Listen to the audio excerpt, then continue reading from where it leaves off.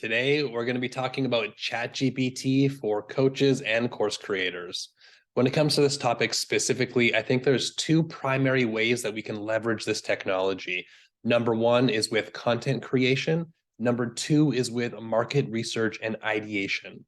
When it comes to content creation specifically for coaches and course creators, we can use ChatGPT for things like generating our titles, our headlines. We can create blog posts, Instagram posts, pretty much anything that comes with written word and the content we're creating. We can leverage this technology to become more efficient with exactly what we're doing.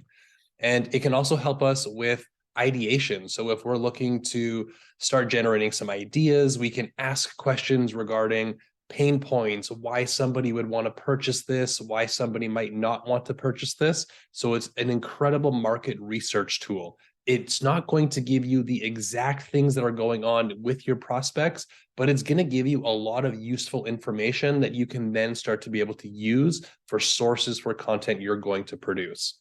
And really, the way that I look at it is if this technology can help you start creating or increase your production or even improve what you're doing, I think this tool is absolutely worth looking at because it can be a game changer for you. All right, that is it for today. We'll talk to you next time.